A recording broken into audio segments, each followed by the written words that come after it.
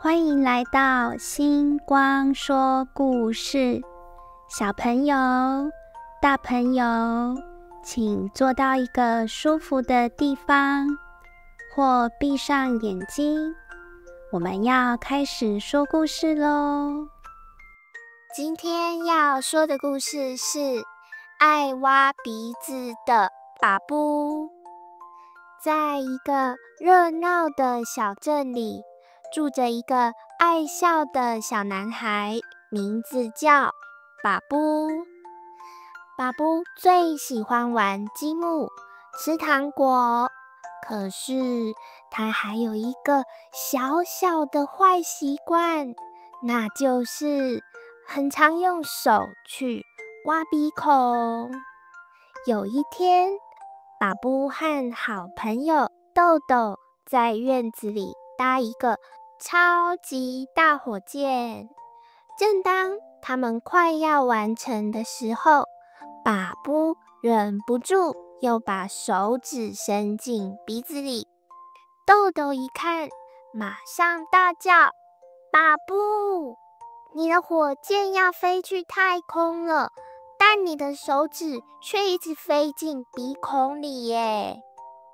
巴布尴尬地缩回手，抓抓头说：可是我的鼻子一直痒痒的啊，不挖就好像有小蚂蚁在里面爬耶。豆豆皱着眉叹了一口气，你知道吗？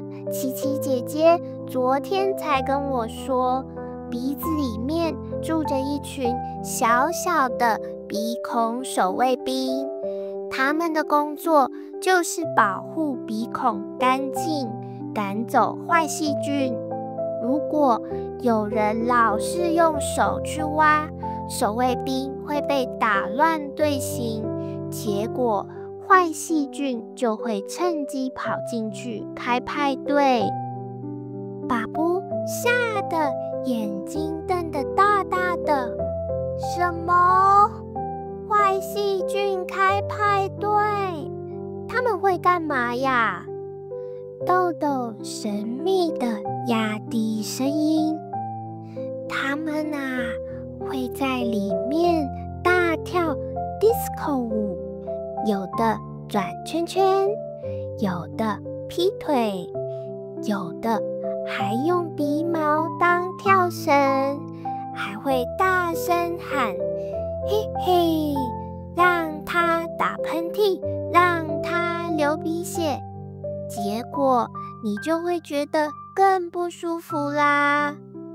巴布马上用双手捂住鼻子，急着直喊：哇，那我不要坏细菌开派对！这时刚好走过来的琪琪姐姐听见了，她蹲下来，笑着拍拍巴布的肩膀说：巴布，其实鼻子痒不一定要用手去挖哦，有更好的方法，比如第一，可以用卫生纸或纸巾擤出来或轻轻擦，不要用指甲去抠。第二，多喝水，让鼻孔不那么干。第三，万一真的要碰鼻子，记得先用肥皂把手上的细菌搓死掉，要搓20秒哦。把手确实洗干净后再碰。最后，如果鼻子一直痒，不管怎么擦都不舒服，就要跟爸爸妈妈说，请医生叔叔或阿姨帮忙检查，看看是不是过敏或需要治疗哦。巴布一听，点点头，原来医生也能帮忙鼻孔守卫兵啊。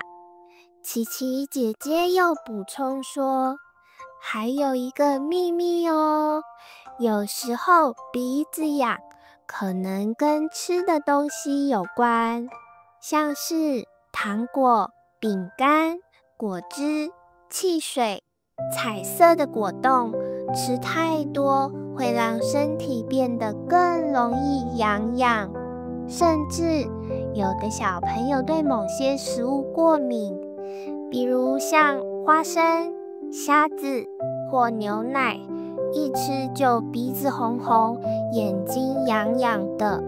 所以爸布啊，你要学会注意自己吃了什么，别让鼻孔守卫兵太累了。爸布张大嘴，哇，难怪昨天我吃了好多饭后甜点，晚上鼻子痒得睡不着觉。豆豆笑着说，我也有发现，有一次我吃了2大碗彩色果冻，结果鼻子痒到一直打喷嚏。后来我妈妈说要多吃红萝卜、芭乐、小番茄，还有花椰菜。琪琪姐姐点点头，没错，水果和蔬菜里面有好多维生素 A 和维生素 C， 可以帮鼻孔守卫兵更有力气。还有啊，记得多运动和充足的睡眠，身体才会更强壮，细菌就不敢乱来。不过爸布，有的时候鼻子痒不一定是因为食物哦，还有可能是过敏，像床单、被套、枕头套里面会藏着看不见的小尘螨，它们最爱躲在里面。如果一直吸到尘螨，鼻子就会痒痒，一直打喷嚏。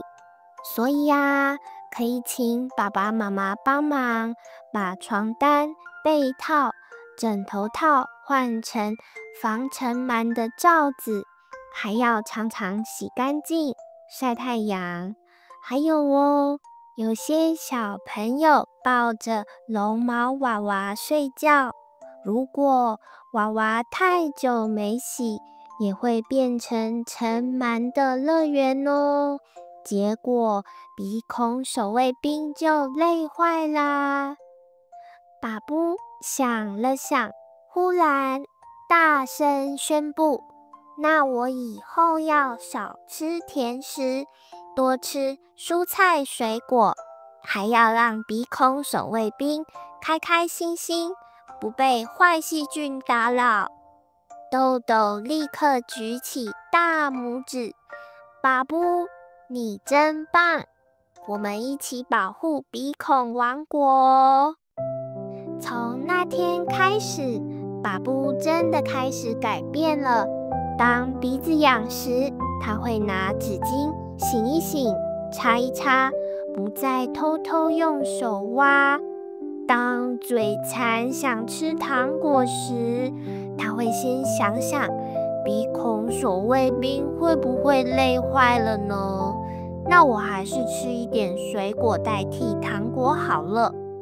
有时候他甚至会把多的水果分给豆豆，一边笑着说，来，这是给鼻孔守卫兵的超级能量。日子一天一天过去，爸布的鼻孔变得清爽干净，细菌派对也消失不见了。爸布还发现，不挖鼻孔，他跟朋友玩游戏时也更自在，不用担心被笑啦。亲爱的小朋友，你们看，爸布一开始一直挖鼻孔，结果差点让坏细菌开派对。